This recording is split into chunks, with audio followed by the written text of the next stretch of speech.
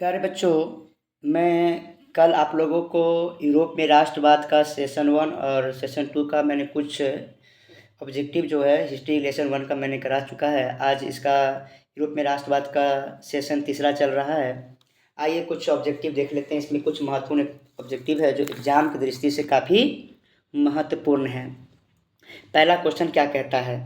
चलिए, पहला क्वेश्चन जो है आपका कहता है, किस देश का किस देश का हंगरी पर पूर्ण आधिपत्य था? फ्रांस का था, ऑस्ट्रिया का था, ब्रिटेन का था, तुर्की का था? तो इसका राइट आंसर जो है आपका हो जाएगा कौन? ऑस्ट्रिया। ऑस्ट्रिया पर जो है वह क्या था? पूर्ण आधिपत्य था। नंबर दूसरा क्वेश्चन कहता है, जर्मनी एवं इटली के एकीकरण के समय फ्रांस का शासक कौन था? तो जर्मनी एवं इटली के एकीकरण के समय फ्रांस का शासक वहाँ पर कौन था? नेपोलियन 3 था। चलिए, अगला प्रश्न आपको कहा जाता है कि फ्रांस के किस राजा ने कहा था कि अंग्रेजी राजा की भांति शासन करने की अपेक्षा हमें लकड़ी काटना क्या है? अधिक पसंद करूँगा। बहुत ही महत्वपूर्ण प्रश्न है ये, है ना? किसने कहा था कि अंग्रेजी राजा की भांति शासन करने की अपेक्षा हमें क्या है? लकड़ी काटना पसंद करूँगा। तो याद रखिएगा कि चार्ल्स दसम जो थे उन्होंने कहा कि मैं ऐसा काम करना क्या करूँगा? पसंद करूँगा। चलिए, अगला प्रश्न कहता है कि जर्मनी के एकीकरण के लिए बिस्मार्क ने कितने युद्ध लड़े थे? याद रखना प्यारे, बहुत महत्वपूर्ण प्रश्न है। एक युद्ध नहीं है, 2 नहीं, उन्होंने कितना? 3 युद्ध जो है वह जर्मनी के एकीकरण के लिए बिस्मार्क ने क्या किए? युद्ध लड़े थे। अगला प्रश्न कहता है कि यूनानी स्वतंत्रता आंदोलन के दौरान कौन ब्रिटिश कवि शहीद हुए थे? मतलब कौन जो है ब्रिटिश कंपनी जो है कौन से ब्रिटिश कवि जो है शहीद हो गए थे? तो वह है लॉर्ड कौन? बायरन जो है वह क्या हो गए थे? शहीद हो गए थे। अगला प्रश्न है, पोलैंड के विद्रोह को किसने कुचला? मतलब जो पोलैंड है उसके विद्रोह को कुचलने वाला व्यक्ति कौन था? रूस था, ब्रिटेन था, ऑस्ट्रिया था या फ्रांस था? इनमें से कौन ऐसे है जो ने किया था? तो याद रखिएगा, पोलैंड के विद्रोह को कुचलने का काम किसने किया था? रूस ने किया था, है ना? चलिए, अगला है, नेपल्स की क्रांति कब हुई थी? 20 में, 1821 में, 1822 में, 1823 में, है ना? कब हुई थी?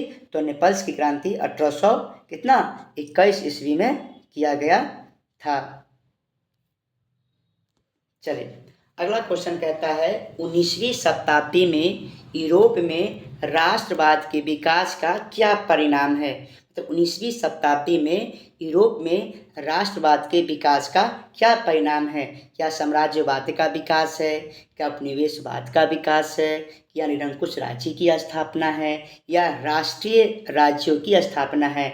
तो याद रखिएगा, 19वीं शताब्दी में राष्ट्रवाद के विकास के लिए इसका परिणाम साम्राज्यवाद का विकास तो है ही नहीं, उपनिवेशवाद का भी नहीं है, निरंकुश राज्यों का भी नहीं है। ये क्या है? राष्ट्रीय राज्यों की क्या है? स्थापना इसका है। ये तो राइट आंसर है। चलिए, अगला प्रश्न कहता है, यूरोपीय राष्ट्रवाद से प्रभावित होकर किसने भारतीय शासक ने जैकोबिन क्लब की स्थापना किया था? बहुत ही महत्वपूर्ण प्रश्न है ये कहता क्या है कि यूरोपीय राष्ट्रवाद से प्रभावित होकर किस भारतीय शासक ने जैकोबिन क्लब की स्थापना किया था? तो याद रखिए, हैदर अली नहीं किया। कौन किया था? टीपू सुल्तान। टीपू सुल्तान ने जो है वह क्या जैकोबिन क्लब का स्थापना किया है। अगला प्रश्न कहता है, सेडोन का युद्ध कब हुआ?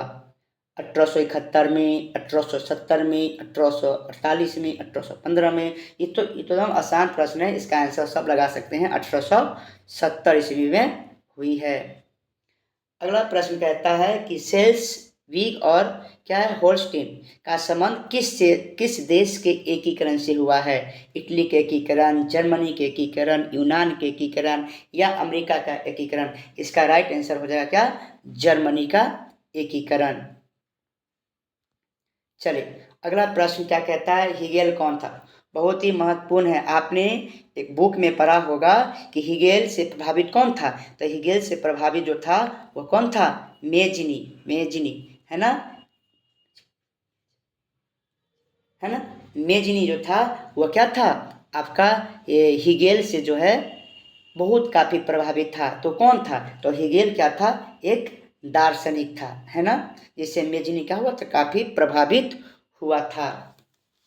अगला प्रश्न कहता है कि जर्मनी का एकीकरण कब पूरा हुआ? जर्मनी का एकीकरण कब पूरा हुआ? 1890 में, 1848 में, 1871 में या 1870 में? तो जर्मनी का एकीकरण जो है वह पूरा हुआ था कितना? 1890 तो 1890 तो नहीं है, है ना, नहीं 48 है, 70 71। हाँ, इसका जर्मनी का एकीकरण जो है वह कब हुआ था? 1870 ईस्वी में हुआ था। चलिए अगला प्रश्न हम बात करते हैं। अगला प्रश्न कहता है जर्मेनिया जर्मेनिया क्या थी? जर्मेनिया क्या ब्रिटिश राष्ट्र का प्रतीक है, जर्मन राष्ट्र का प्रतीक है, या रूसी राष्ट्र का प्रतीक है ना, या ऑस्ट्रियन सम्राट का प्रतीक है? किसका प्रतीक है? कौन? जर्मेनिया। तो इसका जो है आपका राइट आंसर होगा, वह हो जाएगा क्या? जर्मन राष्ट्र का प्रतीक, है ना। चलिए अगला प्रश्न आपके सामने है, वह प्रश्न है बिस्मार्क किस विद्वान के विचारों से प्रभावित था? अभी जस्ट मैंने पिछले प्रश्नों में मैंने बताया था, नहीं सॉरी, उस समय जो मैंने बताया था मेजनी, ये बहुत गलत हुआ। मेजनी उसका आंसर नहीं होगा, ठीक है, एक मिनट। इसका आंसर जो है मेजनी नहीं है। मेजनी जो ही प्रभावित नहीं था। कौन था प्रभावित? Sorry, Bismarck. बिस्मार्क की बात होगा, सॉरी गलत हो गया इसका।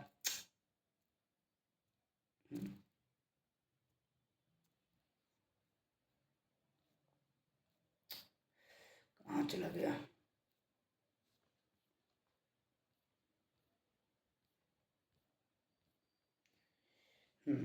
इसका ये जो है मेजनी नहीं है, इसका क्या हो जाएगा?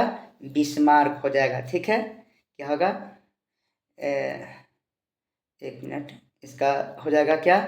बिस्मार्क, है ना। बिस्मार्क इसका राइट आंसर होगा, मतलब हिगेल से प्रभावित था। ये गलत हो गया हमसे। चलिए आगे हम बात करते हैं। अगला प्रश्न आपका क्या था कि हाँ, कि बिस्मार्क किस विद्वान की विचारधाराओं से प्रभावित था? तो ये क्यों था ये बिस्मार्क? तो हिगेल, है ना। इसका आंसर हो जाएगा क्या? इसका राइट आंसर आपका हिगेल होने वाला है, ठीक है। चलिए अगला प्रश्न कहता है कि जब राइन की स्थापना किस राज्य ने किया था? परसा है, ऑस्ट्रिया है ना। तो इसका राइट आंसर क्या हो जाएगा आपका? परसा, है ना, परसा है। चलिए विलियम प्रथम कहाँ का शासक था? प्रश्न कहता है कि विलियम प्रथम जो है वह कहाँ का शासक था? इटली का, परसा का, ऑस्ट्रिया का, यूनान का? तो इटली, विलियम प्रथम जो है वह इटली का शासक तो था ही नहीं, ऑस्ट्रिया का भी, यूनान का बने। इसका आंसर क्या हो जाएगा? परसा। परसा का शासक था कौन? आपका विलियम प्रथम। चलिए अगला प्रश्न कहता है आपका कि फ्रेंड्स ऑफ इटली नामक संस्था का गठन किसने किया था? या जियो ब्राटली ने किया, चार्ल्स एल्बर्ट ने किया, है ना। तो किसने किया था? तो मैं बता दूँ, वो फ्रेंड्स ऑफ इटली नामक संस्था का स्थापना किसने किया था? तो हाँ, ये किया था कौन? मेजनी ने, है ना। मेजनी ने इसका क्या किया था? इस संस्था की स्थापना किया था। अगला क्वेश्चन है कि काबूल कौन था? आपने देखा होगा काउंट काबूल को जो है वह कहाँ बनाया गया था? आपने हिस्ट्री में पढ़ा होगा लेसन 1 में ही। वह क्या, मतलब यूरोप का, इटली का क्या था? वह प्रधानमंत्री पद पर जो है उसको, किसको? काउंट काबूल को जो है नियुक्त जो है किया गया था, है ना। अगला प्रश्न मैं बात करूँ। अगला प्रश्न कहता है किसने अपनी कूटनीति के बल पर इटली की समस्याओं को संपूर्ण यूरोप की समस्या बना दिया? मतलब कौन था, कौन था जो इटली को संपूर्ण यूरोप की समस्या बना दिया था? तो काउंट काबूल है, गैरीबाल्डी है, मेजनी है। तो इसको, हाँ सॉरी, इटली क्या कहता है, किसने अपनी कूटनीति के बल पर इटली का, हाँ, तो इसका आंसर हो जाएगा क्या? काउंट काबूल। काउंट काबूल जो था वह क्या है? इटली की समस्याओं को जो है संपूर्ण यूरोप की समस्याओं को बना दिया। उम्मीद है कि आज का कुछ महत्वपूर्ण ऑब्जेक्टिव आपको अच्छा लगा हो। अगर अच्छा लगा हो तो प्लीज़ आप इसको शेयर कीजिए, दूसरे लोगों तक पहुंचाइए, ताकि वो भी जो है इस सेशन को देख पाए। धन्यवाद।